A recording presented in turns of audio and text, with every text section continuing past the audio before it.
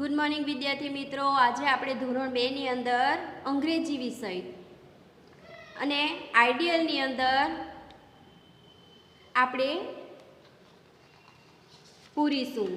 એટલે બધાએ તમારે આઈડિયલની ઇંગ્લિશની કાઢવાની છે। એની અંદર આપણે સી ફોર કેટ અને ડી ફોર ડોગ લખવાનું કરી ગયા અને બોલતા બોલતા લખતા હતા। હવે આજે આપણે ઈ ફોર એલિફન્ટ, જુઓ અહીંયા ઈ ફોર એલિફન્ટ આપેલું છે અને અહીંયા ઉચ્ચાર પણ આપેલો છે ઈ એ અને પાછો અહીંયા ઈ। એલિફન્ટ એટલે શું થાય? એલિફન્ટ એટલે હાથી। અહીંયા જુઓ આપણું ને પહેલી એબીસીડીમાં અને બીજી એબીસીડીમાં ઈ ફોર એલિફન્ટ આપેલો છે અને અહીંયા બધા ટપકા આપેલા છે એ આપણે જોડી દેવાના છે અને એ બરાબર શું કરવાનું છે? ટપકા જોડવાનું છે। તો ચાલો બધા પેન્સિલ કાઢો અને ઈ ફોર એલિફન્ટને જોડવાનું છે। તો ઈ ફોર એલિફન્ટ અને બીજી એબીસીડીમાં પણ ઈ ફોર એલિફન્ટ। જુઓ પહેલી એબીસીડીની અંદર શું કરેલું છે? 3 લાઇનમાં લખેલું છે અને બીજી એબીસીડીની અંદર શું કરેલું છે? ખાલી 2 ભૂરી લીટીની અંદર જ ઈ ફોર એલિફન્ટ લખેલો છે। એવી જ રીતે આપણે પણ લખવાનું છે અને સારા અક્ષરે લખવાનું છે। તો ચાલો આગળ ઈ ફોર એલિફન્ટ આપણે બધા ટપકા જોડવાનો છે, આડાઅવળા લીટા થવા જોઈએ નહીં અને આ 2 ભૂરી લીટીની અંદર બીજી એબીસીડીની અંદર કરવાનું છે ઈ ફોર એલિફન્ટ। એલિફન્ટ એટલે હાથી। અહીંયા જુઓ ઈ ફોર એલિફન્ટ અને જો આવી ભૂલ પડી જાય તો આપણે છેકી નાખવાનું અને ફરીથી પાછું લખવાનું, બરાબર? આમ ઈ ફોર એલિફન્ટ, એલિફન્ટ એટલે હાથી। ઈ ફોર એલિફન્ટ, એલિફન્ટ એટલે હાથી। E for elephant. હવે જુઓ આપણી આ એક લાઈન લખાઈ ગઈ છે અને પછી અહીંયાથી બી ફોર બીજી લાઈન ચાલુ થાય છે, ત્યાં આપણને ટપકા આપેલા નથી તો એ આપણે જાતે જાતે કરવાનું છે। પણ શું કરવાનું છે? આ જે પહેલી એબીસીડીમાં ઈ લખેલો છે ને પહેલી લાઈનની અંદર, એની નીચે સીધાનું જ લખવાનું, લાલ લીટીથી તે ભૂરી લીટી સુધી, બરાબર? આમ ઈ ફોર એલિફન્ટ અને આ જે લખેલો છે બીજી એબીસીડીમાં ઈ, એવી જ રીતે 2 ભૂરી લીટીની અંદર એની નીચે જ આમ લખવાનું છે એટલે આપણું લખાણ વ્યવસ્થિત દેખાય। ચાલો તેવી જ રીતે અહીંયા પણ ઈ ફોર એલિફન્ટ, એલિફન્ટ એટલે હાથી। ઈ ફોર એલિફન્ટ, એલિફન્ટ એટલે હાથી। ઈ ફોર એલિફન્ટ, એલિફન્ટ એટલે હાથી। ઈ ફોર એલિફન્ટ, એલિફન્ટ એટલે હાથી। ઈ ફોર એલિફન્ટ, એલિફન્ટ એટલે હાથી। ઈ ફોર એલિફન્ટ, એલિફન્ટ એટલે હાથી। ઈ ફોર એલિફન્ટ, એલિફન્ટ એટલે હાથી। જો અહીંયા જરાક બહાર નીકળી ગયું છે તો પછી એ છેકી નાખવાનું અને પછી લખી નાખવાનું, બરાબર? ઈ ફોર એલિફન્ટ, એલિફન્ટ એટલે હાથી। ઈ ફોર એલિફન્ટ, એલિફન્ટ એટલે હાથી। ઈ ફોર એલિફન્ટ, એલિફન્ટ એટલે હાથી। ઈ ફોર એલિફન્ટ, એલિફન્ટ એટલે હાથી। ઈ ફોર એલિફન્ટ, એલિફન્ટ એટલે હાથી। ઈ ફોર એલિફન્ટ, એલિફન્ટ એટલે હાથી। ઈ ફોર એલિફન્ટ, એલિફન્ટ એટલે હાથી। ઈ ફોર એલિફન્ટ, એલિફન્ટ એટલે હાથી। E for elephant, elephant એટલે હાથી। E for elephant, elephant એટલે હાથી। E for elephant, elephant એટલે હાથી।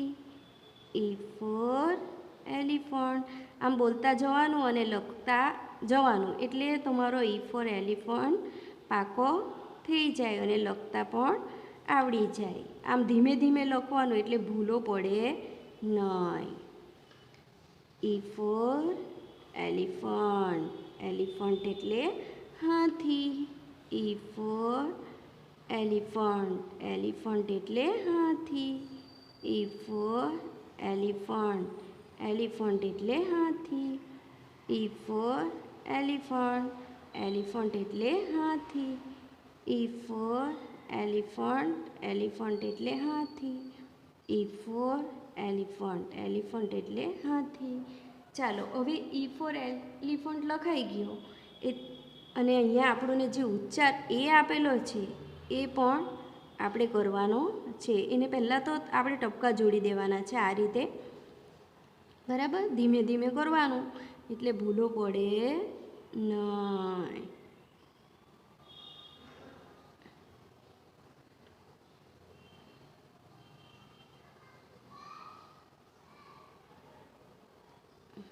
બરાબર.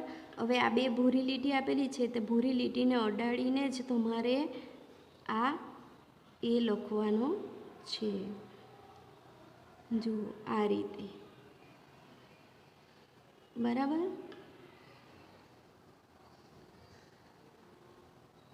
એ એ એ એ હવે આપણે આગળ F ફોર ફેન વિશે જોવાના છે. જુઓ અહીંયા આપણને F ફોર ફેન પહેલી ABCDમાં આપેલો છે અને બીજી ABCDમાં આપેલો છે, પણ બંને જુઓ અહીંયા આપણને E ફોર એલિફન્ટ જે આપેલો હતો તે એક પહેલી ABCDમાં આપણે 3 લીટીમાં લખતા હતા અને હવે બીજી ABCDમાં ખાલી 2 લીટીમાં લખતા હતા. તેની જગ્યાએ અહીંયા જુઓ F ફોર ફેન તો બંનેમાં ને 3 જ લીટીમાં લખવાનો છે, પણ જુઓ આ જરાક મોટો છે અને આ થોડું નાનો છે. ચાલો તો અહીંયા પહેલાં આપણે ઘૂંટી નાખવાનું છે. F for fan, F for fan, fan એટલે પંખો. F for fan, F for fan, fan એટલે પંખો. F for fan, F for fan, fan એટલે પંખો. ચાલો હવે આપણે જે રીતે આપણે E ફોર એલિફન્ટ નીચેથી લખ્યું ને પહેલી લાઈનમાં તે જ રીતે લખવાનું છે. આમ 3 લાઈનની અંદર, પછી બીજો ABCDમાં F ફોર ફેન, આની નીચે જ લખવાનું એટલે આપણી લાઈન સીધી જાય. જુઓ F ફોર ફેન, ફેન એટલે પંખો. F ફોર ફેન, ફેન એટલે પંખો. F ફોર ફેન, ફેન એટલે પંખો. F ફોર ફેન, ફેન એટલે પંખો. F ફોર ફેન, ફેન એટલે પંખો. F ફોર ફેન, ફેન એટલે પંખો. F ફોર ફેન, ફેન એટલે પંખો. F ફોર ફેન, ફેન એટલે પંખો. F ફોર ફેન, ફેન એટલે પંખો.